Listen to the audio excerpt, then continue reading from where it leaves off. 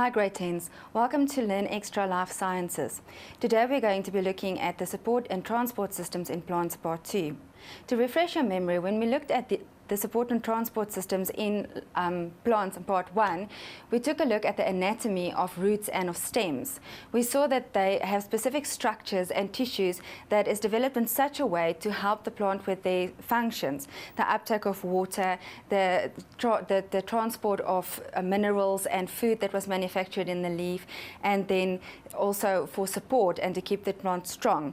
We also saw that we took a look at how water was absorbed from the soil and taken to the rest into the root and taken to the rest of the plant. We briefly touched on this. Then we also saw secondary growth. We took a look at how you can look at the plant rings or the tree rings, and from that you can see how old the tree is, and then also the climatic conditions, when there was a drought, when there was maybe an insect plague, when the tree was crowded, when the tree had lots of water to grow. So this is what we did in part 1. Now today we're going to be looking at part 2, and we'll be looking at the following. The key concepts we're going to be looking in. We are going to see that there is a relationship between water loss and how the leaf is structured. So we're going to take a look at the leaf and what on the leaf, or how the leaf is structured in such a way that the water loss can happen. Then there's also some factors that affect the rate of transpiration. This water loss, by the way, is what we're going to see. We term it as transpiration, and we're going to be looking at exactly what transpiration is and how it works and why it's necessary. Now, there are certain factors that affect the rate of transpiration. We're going to see that temperature has an effect, light intensity has an effect, wind has an effect, and humidity. Then also, we're going to be looking at exactly how water is taken from the roots into the xylem and then transported to the rest of the plant. We will be looking at that mechanism in detail, and then again the transport of minerals into the leaves, and then the translocation of the food. This is what we call when the food is taken from the leaves, when it was formed by photosynthesis, and it is taken from the leaves to the rest of the plants. We call this translocation, and we're going to be looking at exactly how that happens. Now let's look at some terminology and definitions. The first one we're going to be looking at is transpiration. Now the definition of transpiration is that it is the evaporation of water from the leaves of plants. So that is how water is lost from the plant. Now remember, this is just the definition. We're quickly just defining it. We're going to be looking at the mechanism of transpiration just now. So water is lost from the leaf through the pores, and these pores are called stomata. And this process, when the transpiration process, and when you see the water droplets on the leaf, that is called guttation. Now we mentioned stomata, and stomata we said are the pores. Now this stomata is found all over the leaf of the plant. So it is on both surfaces, so it is on the top and on the bottom, but it is usually more on the ventral side or on the bottom side of the leaf. Why is this? You don't want too much water loss. So you'll see if the stomata is on the bottom of the leaf, it's not in direct contact with the sunlight, so there's not such much water loss. So the leaf, because the top of the leaf is more exposed to sunlight than at the bottom, you can see that this makes sense. If the stomata were more on the top and it was more exposed to the sunlight, then more water loss would occur. So the plant would be able to dehydrate or die more easily. I just want to show you a nice picture of the guttation. Remember when we said that transpiration is when water is evaporated from the surface of the plant, and then you get water droplets that's on the end of the plants that comes out through the stomata, and that's called guttation. And you can see a nice picture of guttation. So actually when you see a plant in the morning, these water droplets are not actually from dew. This is from guttation. It's when the xylem fluid or the fluid in the plant is expelled through the pores of the stomata or the pores of the cell of the leaf. And here's another nice one. This is of a strawberry plant. You can see the droplets there forming. This is quotation that we're talking about.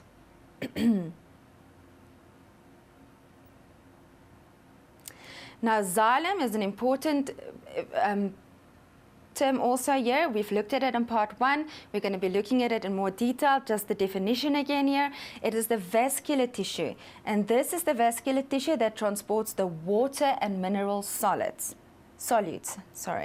upwards from the plant, because your water is in the ground between the particles. It's taken up by the root.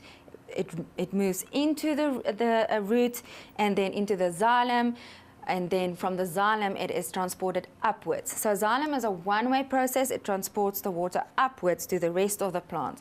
So it takes it upwards to the plant body, and it contains vessel elements and tracheids. We'll be looking at a nice diagram of that. And then guttation, again I mentioned, we said it's the liberation of water droplets, and it's on the edges and tips of the leaves through the stomata. We looked at that in detail just now.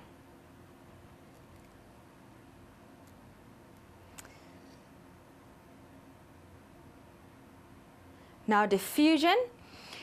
Diffusion you should know from earlier terminology as well. Diffusion is just the movement of molecules. It can be gases, fluids or solids, but not usually. You usually see the movement, diffusion happening in solids but not of solids.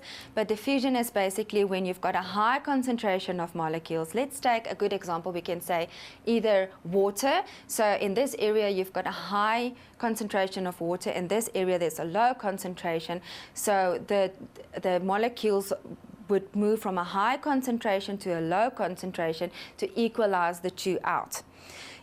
A good example is perhaps when you open a bottle of perfume in a classroom. You can open it in one corner of the classroom. There will be a high concentration of perfume there, and it will, through diffusion, move through the rest of the classroom, and eventually you will smell it in the whole classroom. Not necessarily even opening a bottle of perfume. When someone walks into the room and they're wearing perfume, the high concentration of perfume molecules is there, and that will diffuse, and eventually you will smell that person, perfume or sweat. So it will move through the classroom, and basically from a high concentration to a low concentration. Now, osmosis, if we look at that, it is also a case of diffusion. So it's also a case of molecules moving from a high concentration to a low concentration, but the difference here is that it has to move through a selectively permeable membrane. When we talk about selectively permeable, it means that some molecules are let through and others are not. So the molecules will move from a high concentration through this membrane. Some will be let through, others will not be able to move through to a low concentration. So this is the difference between the two. You have to know that the difference between osmosis and diffusion. Basically the same thing. Osmosis is just that it moves through a semi-permeable membrane. And then a potometer is a device that measures the rate of transpiration of a plant. Now, when we go and look at transpiration and the whole mechanism of transpiration, you're going to see that when transpiration happens and water evaporates, it causes water to be sucked up into the plant as well. So because this happens, and I said just since the plant draws up water as it loses it by transpiration, you are able to measure the rate of transpiration. So basically what will happen with a potometer is you have your plant in there in a tube of water. Here you have a tube of water as well, and you will have your measurement. Maybe it will start at 0 there, and as it evaporates or transpiration happens, you'll see the water being sucked up in the tube, and in that way you will be able to measure transpiration. We will be looking at a very nice experiment later on where we're going to be looking at the different factors influencing transpiration. The factors I mentioned such as temperature, the wind, humidity, etc. And we're going to be using a potometer when we do that. Now let's look a bit in more detail at exactly how transpiration happens and what happens during transpiration. If we look at this diagram here of a cell, of a leaf, you can see that here is the stoma or the stomata that we talk about. Now alongside or at the sides of the stomata, you have these guard cells. You see them there.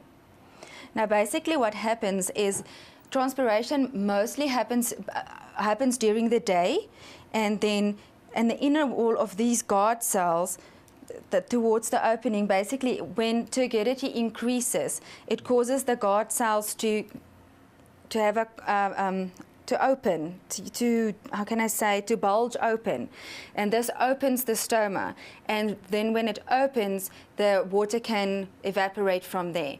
And then at night, usually when turbidity decreases, the stoma, the guard cells closes or don't bulge anymore, and this causes the stomata to close. So then transpiration doesn't happen. So you can see here nicely, this is your stoma at the bottom part of the leaf. Okay, let me just explain to you now. This is a leaf, a cut through the leaf. This is the top epidermis, the epidermis. This is your mesophyll. This is basically the spongy mesophyll, where you will find your vein, and in your vein you have your vascular tissue, your xylem and phloem, and the xylem and phloem, and then you have the lower epidermis, and in the lower epidermis you have your stomata, which is more than at the top. Again, remember, because it wants to lessen transpiration, so that is why you find the stomata more on the underside of the leaf. So now we looked at how the stoma opens as a result of the guard cells, which bulges open when turbidity increases, and it closes when turbidity decreases.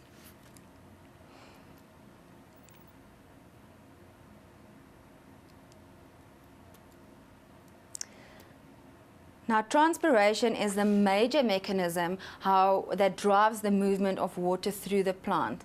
The movement of water through the plant, again, talking about it being taken up through the roots, out of the soil, into the xylem, up into the plant, to the rest of it, to the stem and to the leaves.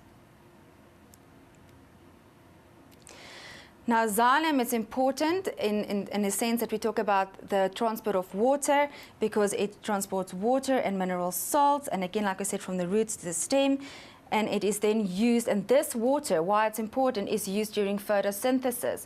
Photosynthesis, you should know, is how the plant makes food. So, and the xylem also gives support and structure, because its cell walls contain lignin, and this makes it very structurally sound. It makes it strong, so it gives structure to the plant.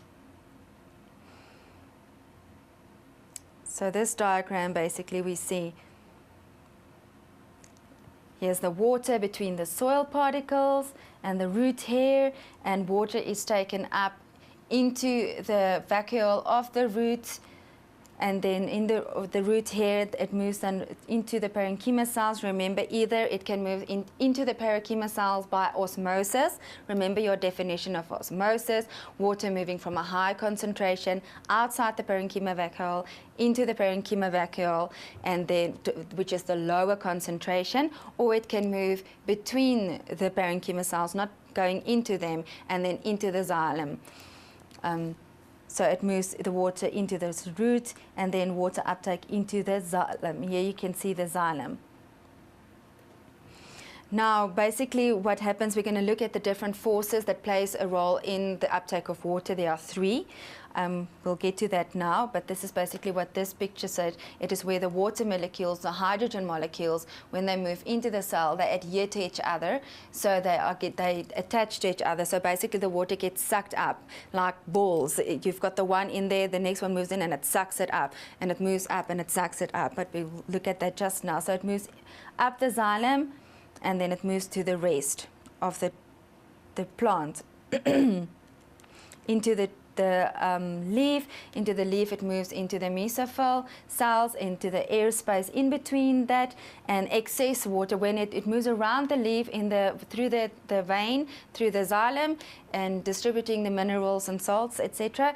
And then the excess water moves into the airspace within the leaf, and excess water is then expelled through the stoma. You'll see there, which is transpiration. Now, here it says that in the root the xylem is called the stele. Actually, just I want to make a correction there, is it's not the stele, it forms part of the stele. I'm sorry. Is part of the stele. And in the stem, it forms part of the vascular bundles being the phloem, the xylem, and then the cambium. Let's just look at this again. Remember, this is your root. Now, this is the diagram, the anatomy of the root, which we looked at earlier on in part 1. On the outside, you have your epidermis, then you have your cortex. After that, you have your Casparian strip, which is around the endodermis, and it's this Casparian strip that makes it possible for water to move from the cortex into the to the xylem. It moves through there, and then in here you have your xylem and your phloem, and then your parenchyma cells. This is your root. Then again, this is your stem of your dicot.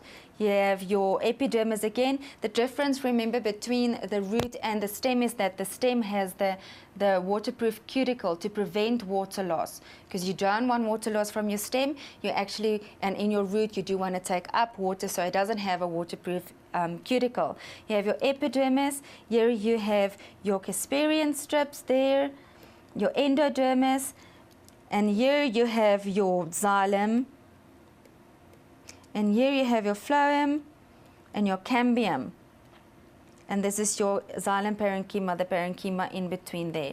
So this is your stem, and this previous one was your root. And I said it's very important for you to know your diagrams and to know how the tissues are structured and arranged in your diagrams. It makes it easier for you to understand. It's very important. And then again, this is your leaf. And in your leaf, your xylem is found in your vein. In the vein, you will find your xylem there. This is your vein. And there's your xylem, and there's your phloem. So as we said then there, in the root, the xylem forms part of the stele. In the stem, it is part of the vascular bundles, and in the leaf, the xylem is found in the vein. So how do water move from xylem, up the xylem from the roots to the leaves? If we look at this diagram, we can see very nicely how xylem is specifically structured and made to assist with this. So if we look at this, you can see that it is very long. It's long cylindrical tubes. There's no cross-section, or can I say they are jointed, they are long and they are joined end to end, and there are no cross walls in between. So there are no cross walls like this. So it's long and cylindrical, and there are no cross walls, and then so it makes it easy for water to move right through and up into the plant. And you will see that it's got pits, these things there. So as the xylem is next to each other, there are pits there, and this makes movement of water in between the cylindrical xylem possible. So it's easy for water to move up because there's no walls, cross walls like this, and they've got pits like this, so it can also move like this, as the diagram shows. Here they can move upwards and they can move sideways, and here again upwards and sideways, right up into the rest of the plant.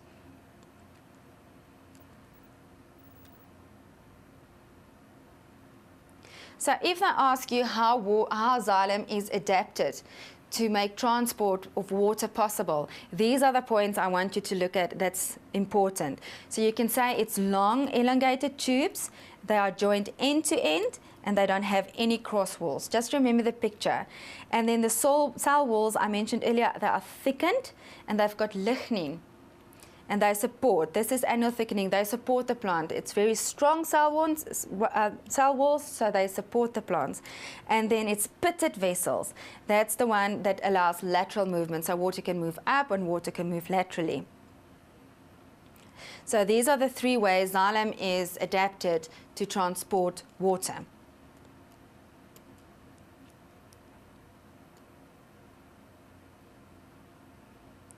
Now, I mentioned that there are three forces. We're still looking at the adaptation of xylem for transporting water. Now, we know just water just doesn't miraculously happen to move up the xylem. There's three forces that are responsible for the movement of water, these three forces. And the first one is capillarity, and then root pressure, and then transpiration, or transpiration suction force. So we've got a pressure force from the bottom, from the roots, that presses it up. We've got a transpiration force from the top that sucks it up, and then we've got the capillarity. So let's look at capillarity. This is the one where I mentioned it's like the balls sucking up each other. It involves cohesion. Now cohesion, the definition of that, it's forces of attraction between water molecules. So you can think cohesion, remember that, is water molecules, that the forces between the molecules that attracts them to each other. So already this should give you an idea when one molecule, and then okay, let me start with this. You've got the cohesion, the forces of the water molecules to each other, and then the adhesion forces of attraction between the water molecules and the side of the xylem. So don't get confused between the two like I almost did now. You've got your cohesion force and you've got your adhesion force. Now the difference between the two, the cohesion is between the water molecules. So it's a water molecule to a water molecule. And then the adhesion force is also an attraction force, but it's between the water molecule and the side of the xylem vessel. So because of this, water moves up into the xylem like a capillary. I don't know, those little, when you go for maybe donate blood, or they test the iron in your blood, they sometimes prick your finger and then they've got a tiny, tiny little glass tube. And basically what they do is they just keep that on the blood and it sucks it up without anything else. They just touch it to the blood on your finger and it sucks it up. That's capillary, that's the capillary way we're talking about here, the capillarity. Because there is attraction between the blood molecule and, or in this case we're talking about the water molecule and the sides of the xylem vessel, it gets sucked up. And now also you have the force of the attraction between the water molecules, so it gets sucked up, but there's also attraction between the water molecules, so it also sucks it up. So that's capillarity. Then you have your root pressure, and your root pressure presses from the bottom. So the water enters through root by osmosis. We said it's the ground, the water in the ground, then it moves into the root from osmosis. Remember your definition of osmosis, moving from a high concentration, water concentration, through a semi-permeable membrane to a lower concentration. So it moves into the root where there's lower concentration, and then through this motion it pushes up the water. It pushes up because now you've got in your ground, you've got a high concentration, the cells right next to it in the root, a lower concentration. So it moves from the ground into the cells, into the root. But now there is in these cells, it's a higher concentration than the cells next to it. So it moves into there again. So this is a continuing process pushing it up into the root as well. And then transpiration. As your water moves up and it moves into the leaves and it moves into the mesophyll and in between the leaves and then into the spaces in the leaf we talked about, and it transpires or evaporates through the stroma. This also causes a suction to suck the water up. So that is your three forces which causes water to move through your plant. The first one is the capillarity function, or the force. Then you have your root pressure, and then you have your transpiration. Okay, so let's just quickly recap the whole process of transpiration and just tie it up together so that it makes sense for you. So basically we say then water enters through the roots. Then you've got your capillarity force, the hydrogen bonds between the water which links each water molecule to the next one, and then these are pulled into the thin xylem vessels like beads on a string. This water that's now then taken up into the xylem moves to the rest of the plant and it enters the leaves. Now you have your water and it is in the leaves. Now the water moves from the xylem in the stem to the xylem of the leaves. In the leaves it is found, we said the xylem is found in the veins of the leaves. So it's there. Now water diffuses into the xylem of the leaf into the surrounding mesophyll cells. It circulates amongst the cells and it supplies them with their water and the other requirements. Now the excess water diffuses See, here we talk about diffusion, and earlier on we talked about osmosis. Now it diffuses. Diffuses is it simply moves us from a high concentration to a lower concentration, but there's no semi-permeable membrane. So in the leaf, it diffuses into the substomatal air spaces, and then the heat from the environment causes the stoma to open up, and then it evaporates. Now, like I said, there are hundreds of stoma on the leaf, more on the bottom side than the top. Why is this again? Because you want to prevent water loss as much as possible. And then this whole process is then transpiration. So if we can find a definition for transpiration, it is the loss of water vapor. Not just water, it's the loss of water vapor. It's water that comes out of the leaf and it evaporates, and it's through the leaf of the plant. So it only occurs at daytime when the stomata are open. At night, the stomata are closed. Now, as I mentioned, there are several factors that influence the rate of transpiration. There are several factors that influence the rate of transpiration, and we're going to be looking at them in detail now. Now that you understand how transpiration works, it's going to make a lot of sense to you. So basically, it increases, transpiration increases, so the loss of water vapor from the surface of the leaf increases in the following conditions. High light intensity, so bright sunlight, when the sun is shining really brightly. Increased temperatures, when it's hot weather. Wind. Low humidity, so when it is dry.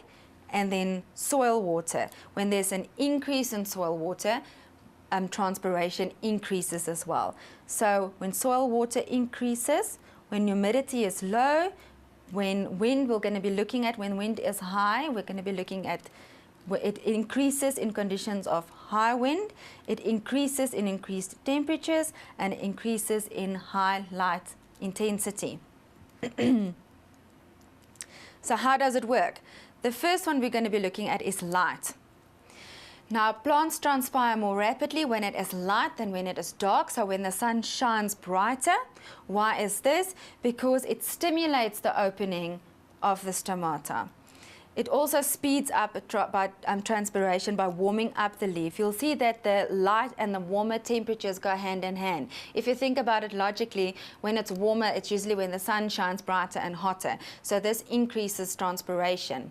So you can think again why this happens is turgidity increases, this causes the guard cells to bulge, this causes the stoma to open, and thus transpiration increases. So twofold, light works in twofold. It increases the rate of transpiration by opening the stomata. Then temperature, we said, goes hand in hand with the bright light. Plants transpire more rapidly in a higher temperature because water evaporates more rapidly. If you go look and see, you'll find that at a temperature of 30 degrees Celsius, transpiration will be more rapid than it will be in a lower temperature. If you again take it back to nature, you'll see that when it's hotter, plants tend to wilt more easily. They need more water, so they lose more water. And this is just basic chemistry or basic physics or chemistry, where you say that at the high temperature, water evaporates easier. Then wind. How wind influences transpiration is it influences the air around the leaf. So when there's a lot of wind, it blows away the humid. When there's more wind, you can think that there's less humidity. So the air around the leaf will be less humid. It will be drier. And thus, because it's drier, transpiration will increase. When there is no wind, the air around the leaf isn't blown away, so it's more humid, so it's not as dry, so transpiration will decrease. So that's why we say when there's a breeze, the humid air is blown away, it's dry air, so it's a steep diffusion gradient. Again, from a high concentration of water in the leaf or on the leaf, and then a low concentration of water when the air is drier, in the air surrounding the leaf. That's what we're talking about, the diffusion gradient here. So from a high to a low concentration, transpiration will increase. Then humidity, we touched on it in the previous topics as well, if the rate of diffusion will increase when humidity is less. Humidity going hand in hand with the moisture in the air. So if the air is more moist around the plant, then transpiration will decrease. If the air is drier, transpiration will increase, going hand in hand with osmosis and water moving from a high concentration to a lower concentration. And the last factor we talk about is soil water. If you think about it, transpiration is the loss of water. Now, if there is no water coming into the plant at the bottom, the plant can't continue to lose water, then it will wilt. So we say that there is no replacement of water, then transpiration is going to slow down. So loss of turgor occurs. Remember, when loss of turgor occurs, the stomata closes. The turgor causes the stomata, the guard cells to bulge, and it opens the stomata. So when there isn't water in the plant, it's going to close the rigidity, or the turgor is going to lessen, and it's going to close the stomata, so transpiration won't happen. It reduces the rate of transpiration as well as photosynthesis. Okay, so that basically is the conditions that affect the rate of transpiration. We're going to be going to take an ad break now. You can just go and freshen up, drink some water, and when we come back, we'll take a look at the experiment that we use and the mechanism or the apparatus that we use when we look at measuring the different factors that influences transpiration. Okay, welcome back. I hope you enjoyed your break. Let's jump right into the experiment that we talked about before the break. Just to refresh your memory, before the break we talked about the different factors that affect the rate of transpiration. Let's just recap that, and then we go on to the experiment and see how we will test for that. Basically, we said there were 5 things that affect the rate of transpiration. Let me just erase this. And we said that it is the high light intensity. Remember, we said things that increases transpiration. The opposite would also be true. So transpiration is increased in the following conditions. High light intensity, so bright sunlight, which goes hand in hand with high temperatures, increased temperatures. Then also wind, low humidity, or dry conditions. You'll see that's how the wind works as well. It dries, it lowers the humidity around the leaves, and it creates dry conditions. And then soil water. When there is no soil water to replace the water that is lost by transpiration, then transpiration will also decrease. When more soil water is taken up into the plant, then transpiration will increase. So let's look at the experiment and see how we will set it up. So this is just a diagram of the experiment, and basically this is your potometer. Remember, I told you that the potometer is what you use to measure the rate of transpiration, because when water is lost via transpiration, it also gets sucked up. It causes a sucking force and it sucks up the water. So you will be able to measure by looking at the water level of the potometer. You'll see the rate of transpiration. So you will basically set up the following. Here's your potometer. You have your plant in the tube of water, a glass tube, the tube there, and here you will have a tube that is measured, or yes, that is rated, or in increments, the way you can measure the rate of transpiration. So you will have one potometer set up like this, which is just basic room conditions. Nothing will be done to it. Well, just your plant, your potometer standing there, nothing will happen to it. Then we will have one. So this is your control, which is A.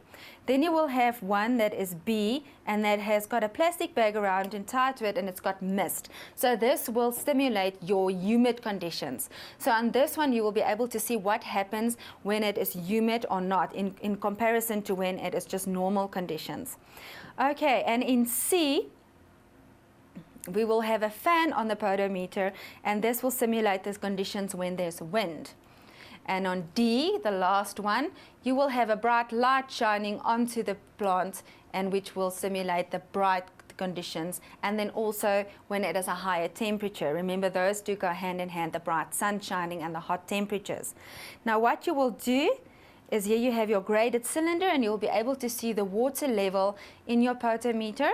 So you will start at time 0, and you will set up the experiment under all these conditions, and then for every 3 minutes you will be measuring the water level and This will happen for 30 minutes, and you will be measuring the water levels in all 3 of these for 30 minutes. Then you will compare it to your control. And typically, remember now from the theory we did, you can expect the following results. For B, which is the misty conditions, which will be the humid conditions. Remember we said that when it is humid, transpiration will be less. So drier conditions, a higher rate of transpiration. So this one would be humid conditions. So this rate of transpiration when there's mist will be less than in the control. Transpiration, the rate of transpiration will be lower than in the control, compared to the control. C, the windy conditions, is where you will have, remember we said that when it's windy conditions, it blows away the air around the leaf, so it is drier around the leaf.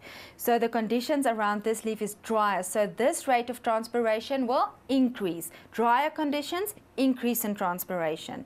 So in compared this setup with the control, the transpiration will increase.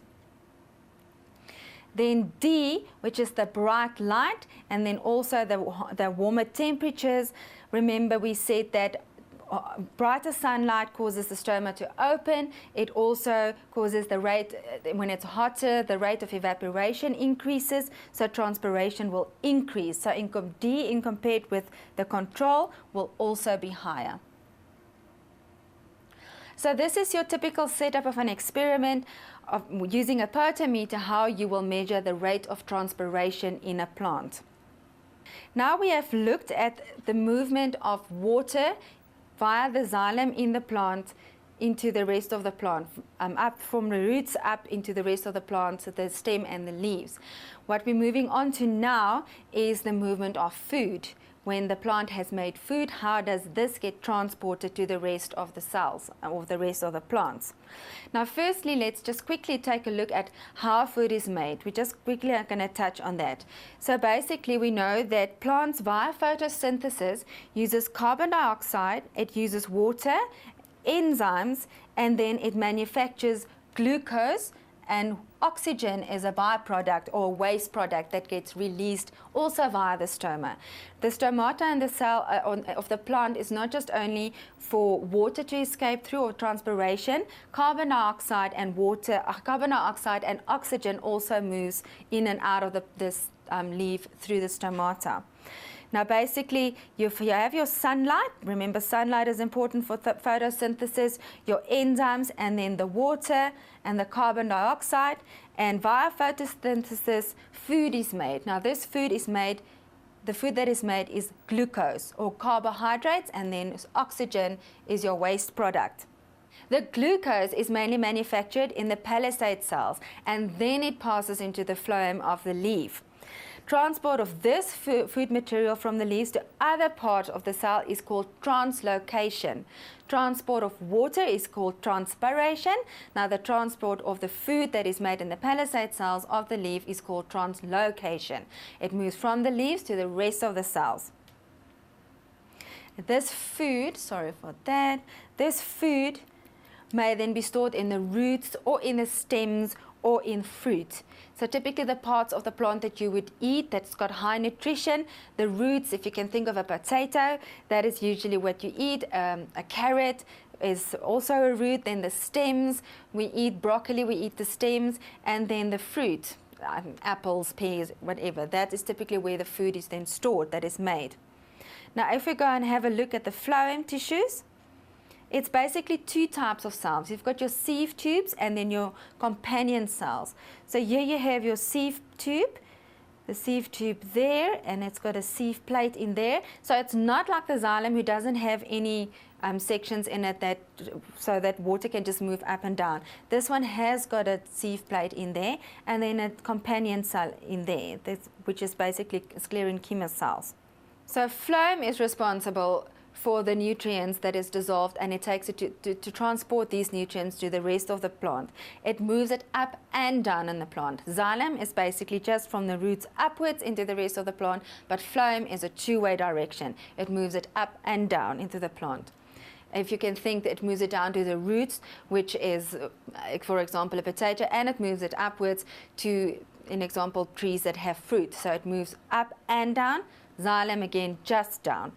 Now phloem, if we look at that, and if you remember, we're looking at the anatomy of the root. The phloem are found in the stele of the root, so it also forms part of the stele. The same as with the xylem. So in the roots, it forms part of the stele. In the vascular bundles, it's in the stems. And then in the leaves, again, it is found in the veins. We can just quickly go look at those diagrams, just to refresh your memory. So we say that phloem in the root, it is also forms part of the stele. Again, there you find your phloem.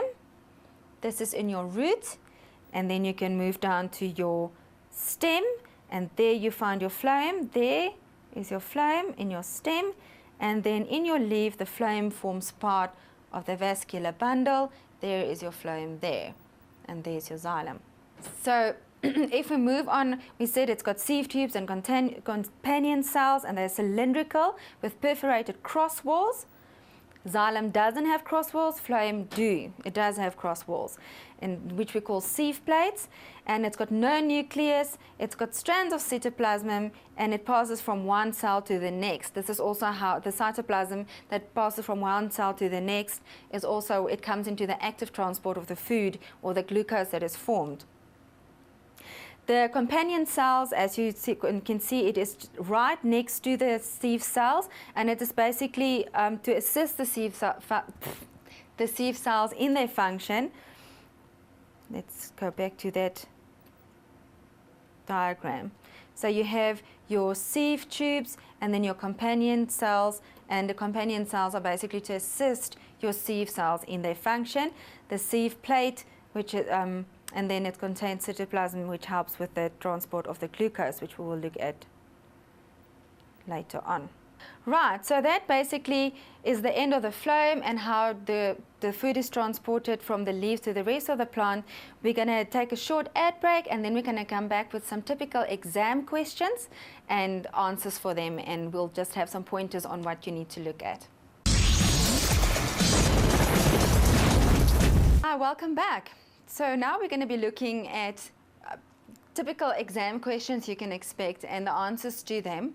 Just to refresh your memory, before the ad break, we stopped looking at the experiment that we did and how to measure transpiration, and then we looked at how glucose, the food that is made in this photosynthesis process, how that is transported via the phloem to the rest of the plant, and we saw that that is a two-way process, whereas the xylem, where water is transported in the plant, is a one-way upwards process. Phloem is both ways because it needs to take the food that is manufactured to the roots, to the leaves, and also to the stem, and to not to the leaves, to the stem and to the fruit in the tree as well, in the plant as well. So typical exam questions, or questions that you can expect. The first one we have is to write a small paragraph explaining why water or plants need water, why water is important for plants. And the two concepts you need to look at here, the first one is turgor pressure.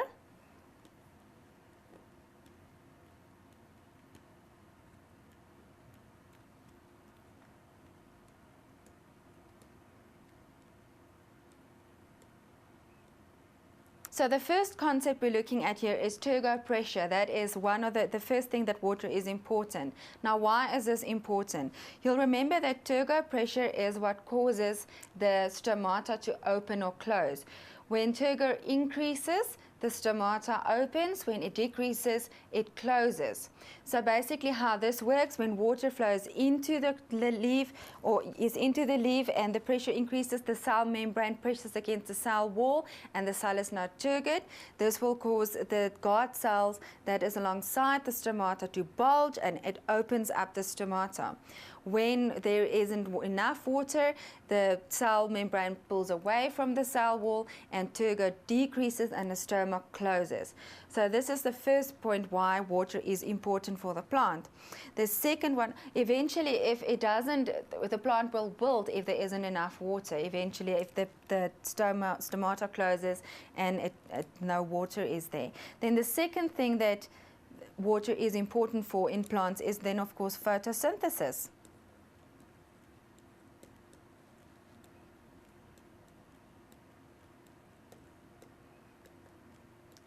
or the process in which plants make glucose.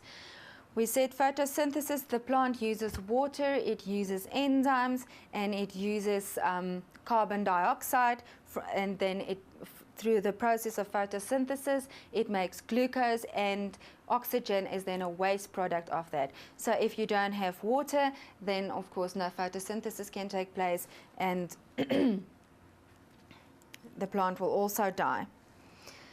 Now, the second question we have, now the next couple of questions are going to be multiple choice type of questions. I will discuss them briefly and then give you the answer.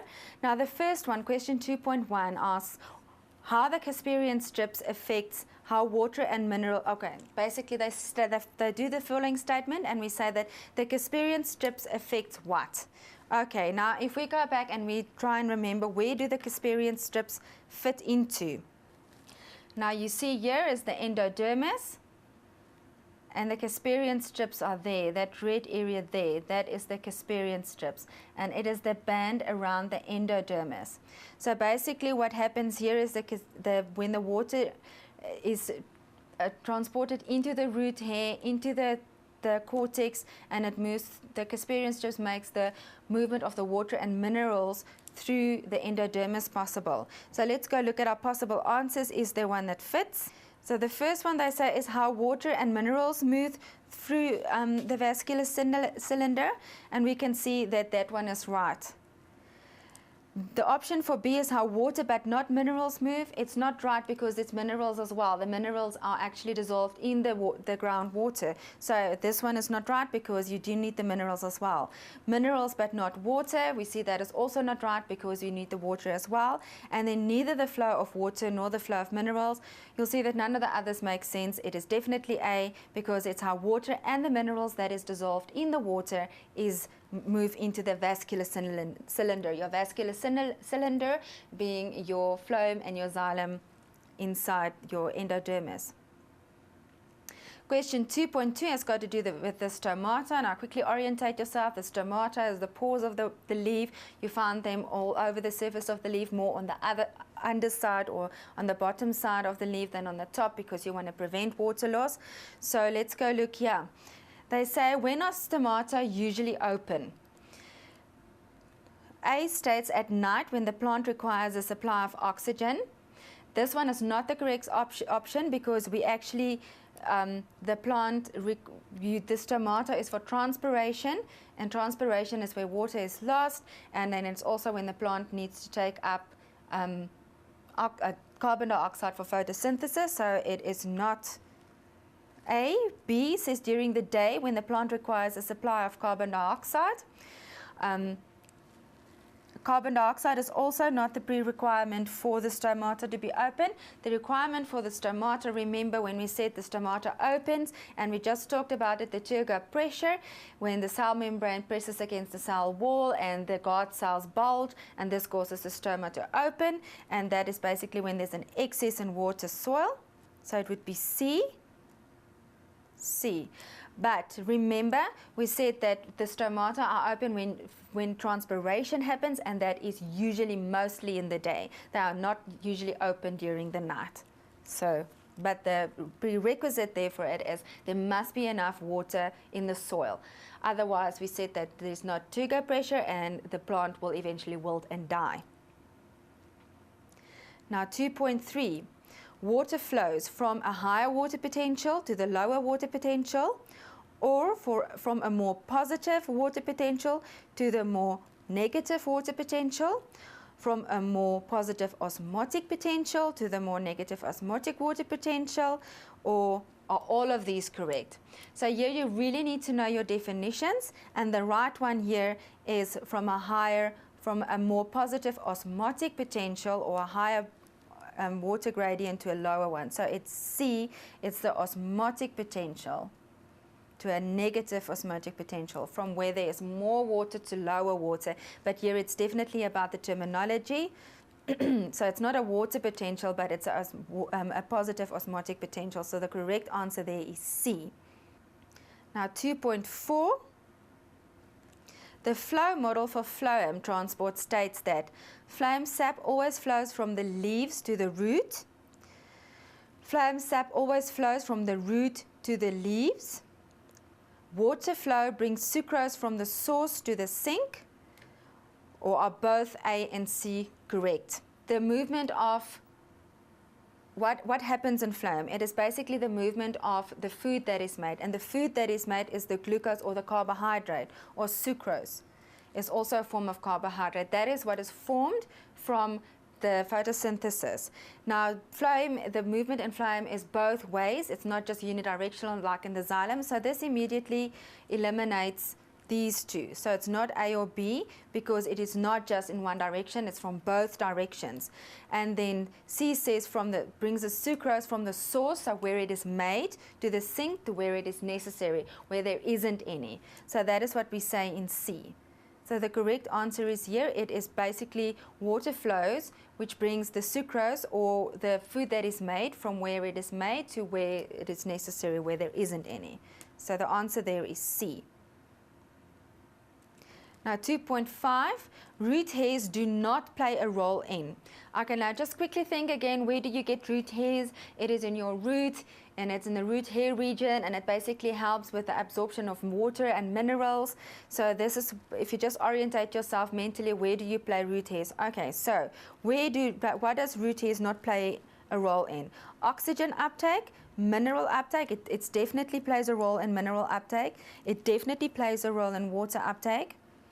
Carbon dioxide uptake, it doesn't play a role in carbon dioxide uptake, as carbon dioxide is taken up in the leaf. So the correct answer here is D. And oxygen uptake is also in the leaf, but it can also be in the groundwater and H2O. So basically carbon dioxide is the one we're looking at. This is basically where your plant the leaf takes up oxygen, and it is in photosynthesis, and it creates oxygen. So basically your root hair is not a role there in carbon dioxide uptake. Okay, so let's move on to the next question, question 3, in concepts and critical thinking. Now they state here that living things are physical and chemical machines. Now, how does transport of water in xylem support this concept, and how does transport of organic substances in phloem support this concept? Now, if we think back on how water is transported in xylem, you'll remember that the forces that was used there was, let's go to those forces and let's look at them. And you'll see how it ties into, you'll remember I said that there are 3 forces that play a role in the movement of water, and that it was capillarity, there it is, it's capillarity, then root pressure, and then a transpiration suction force. And we said that water enters the roots, and then you've got the hydrogen bonds of the water. And we mentioned the 2 forces there. You had your adhesion force and your cohesion force. Your cohesion force is the force between the force of attraction between the hydrogen molecules, and then you had your adhesion force, which is the force of attraction between the hydrogen molecules, or the water molecules, and the xylem, the walls of the xylem. So here's where your chemical part of your system comes into. So the hydrogen bonds link each of the water molecules to the next one. And so basically the water are pulled up into the xylem like beads in a string. So this is the capillarity. You can see here the chemistry or the chemical part going into it.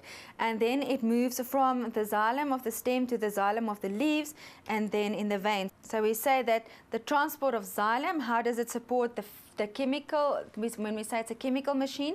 So we're talking here about the forces, the cohesion and the adhesion forces, and the forming of the hydrogen bonds that basically sucks the water molecules like a string of beads. So here's your chemical one. And then the physical process is basically when it comes, when you say that the transport of xylem that causes the stomata to open, that's all a physical process. So your water goes into your xylem, into your leaf. It causes turgor pressure. Your cell membrane presses against the cell wall, and then the stomata opens. This is a physical process. So this basically, here you can see your physical and your chemical process comes into play with the movement of the xylem and the phloem. And then again, your organic substances that moves in the phloem, that moves from the source to where it's needed, or from the source to the sink.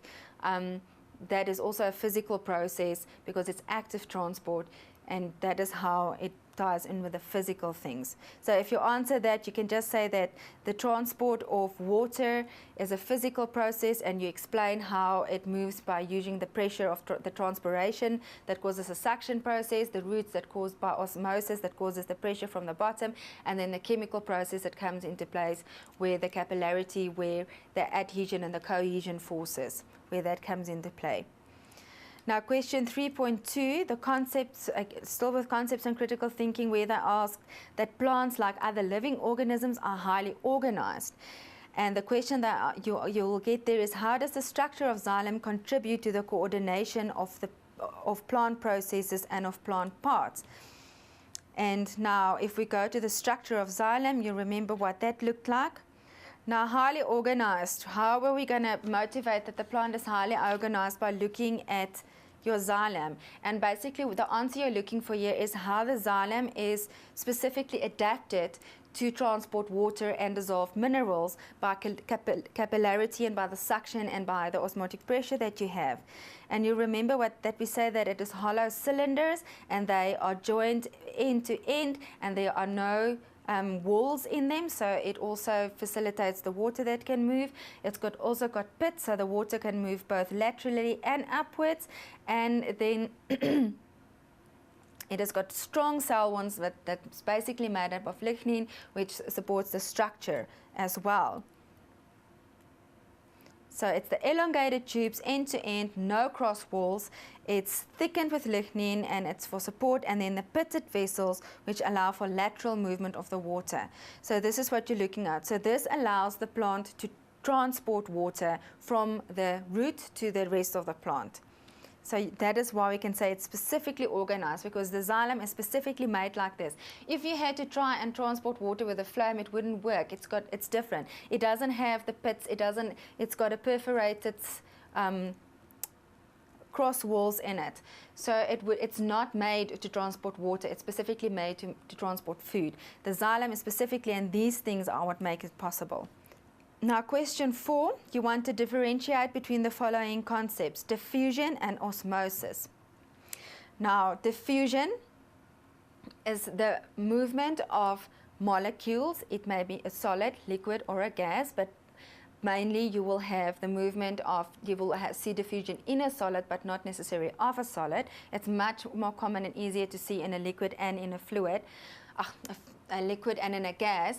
So basically, it's the movement of molecules from a high concentration to a lower concentration to equalize the two concentrations.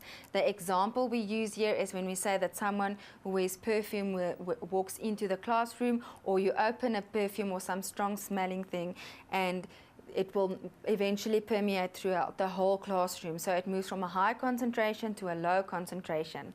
Now, osmosis, basically the same thing, and the only difference is that it's also from a higher movement of molecules from a high concentration to a low concentration, but what comes into play here is that it is through a semi-permeable membrane. So not all the molecules will move through it, just certain molecules through the membrane. So a semi-permeable membrane is not a prerequisite for diffusion, but it is for osmosis. So osmosis has the semi-permeable membrane and diffusion not.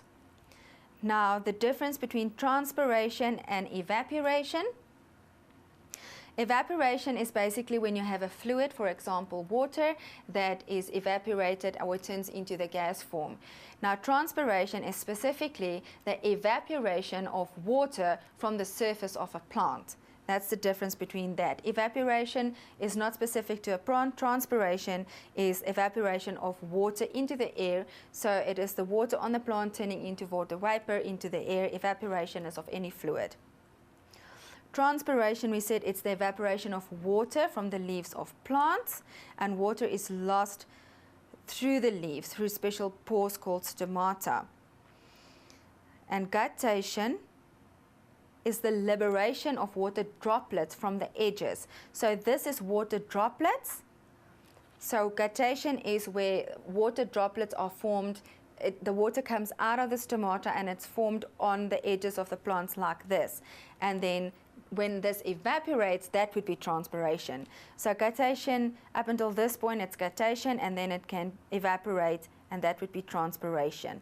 So this is not, do you remember, this is guttation. It is the movement of the water or the xylem fluid. It is the movement of the water in the plant, the excess water that was in the spaces onto the edges of the plant through the stomata.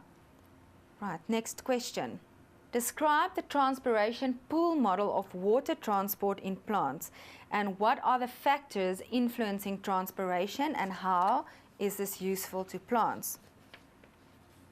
Now, the transpiration pool model, this ties into where we said you've got the three forces that works in on transpiration. The first one was the capillarity.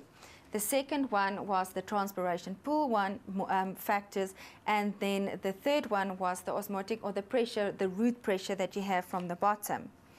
Now, if you remember that how the, let's just go back to the transpiration one.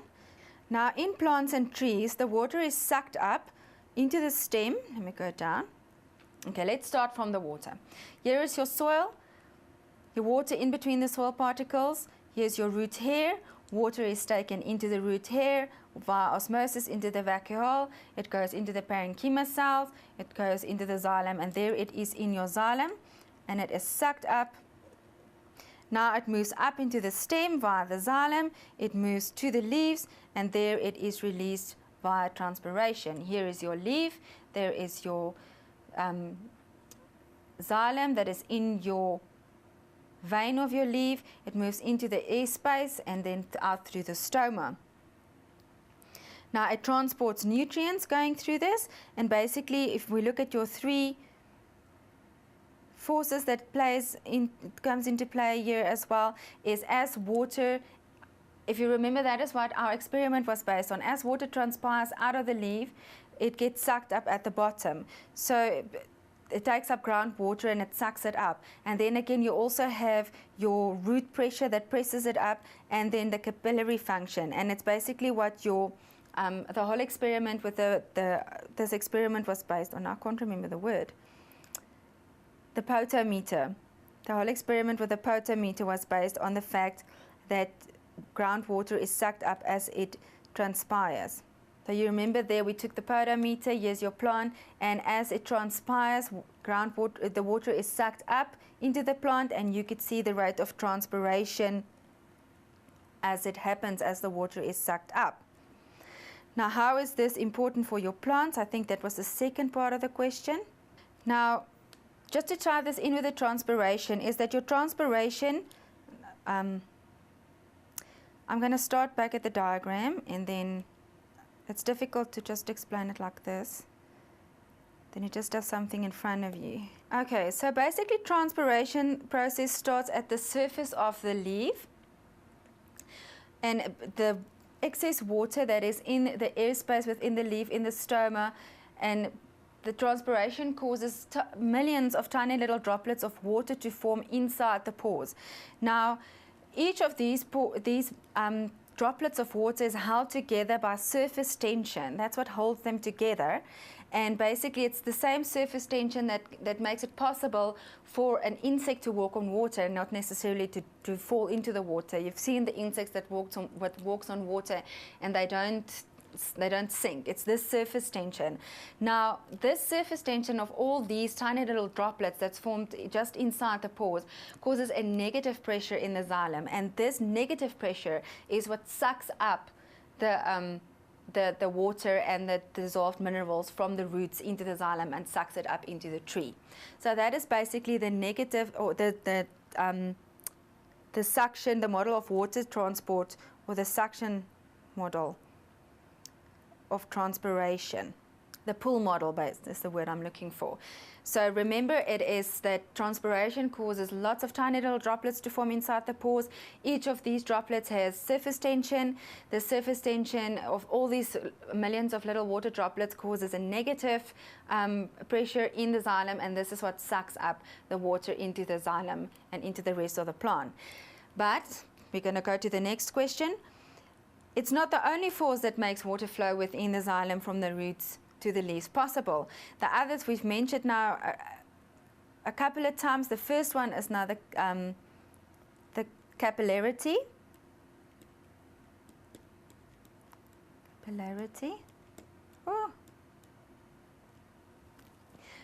The capillarity, and that is the cohesion and the adhesion forces, the attraction of the water molecules to each other, and then attraction of the water molecules to the sides of the xylem. The next one is the root pressure.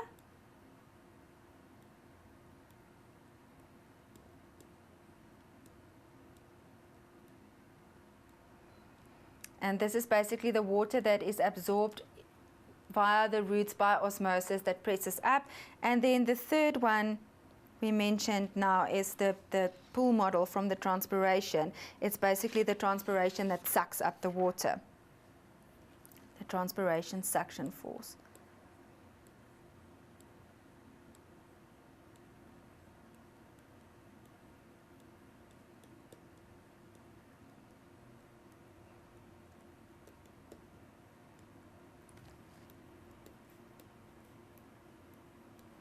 So those are your three forces that makes water flow within the xylem from the roots to the leaves possible. Now the next bunch of questions are true false questions, and the thing that you have to do is change the false statements to make them true. So now let's first go see which ones are false and which ones are true.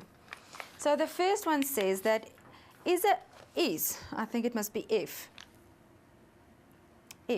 let's just change this to if a plant gets too hot, guard cells change shape and open those stomata. Now, don't get confused. It says if the plants get too hot, guard cells change shape. That is right, but it doesn't open the stomata. Remember, when it's too hot, transpiration, the rate of transpiration decreases. So when it gets too hot, actually, the guard cells closes the stomata. Not opens. It doesn't open it, it closes it. So this one is false. The next one says, lower air pressure in the leaves sucks water to the tops of tall trees. Now again, what is it that sucks water to the tops of tall trees? We just look at it. It's the transpiration suction model. It is not the lower air pressure, but it is the cohesion and adhesion forces of the between the capillarity and then the transpiration suction force, which is caused by a negative pressure that is caused by the millions of the surface tension of the tiny droplets that's formed inside the pores. So 7.2 is false. It is the cohesion and adhesion, or the capillarity.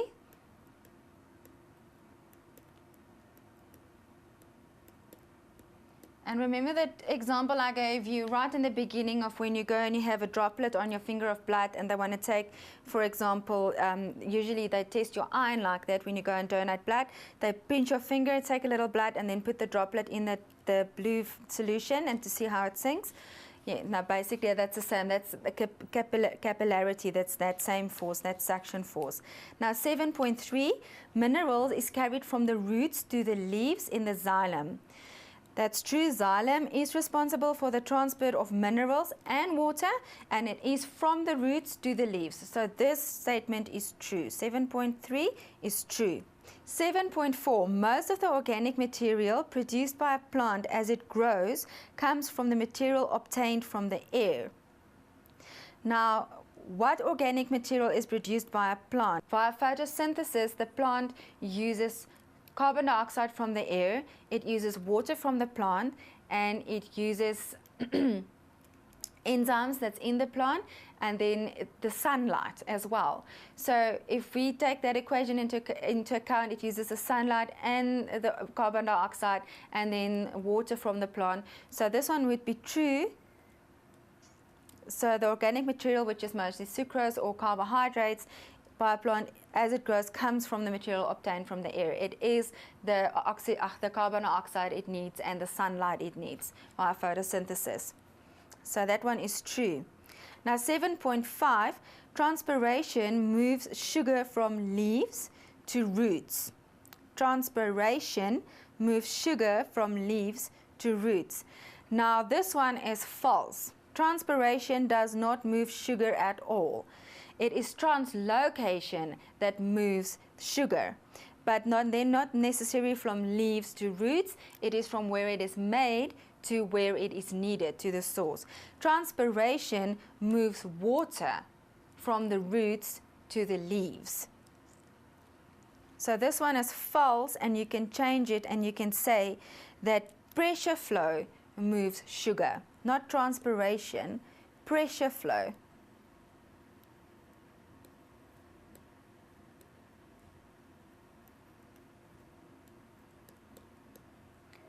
Flow moves sugar from leaves to roots.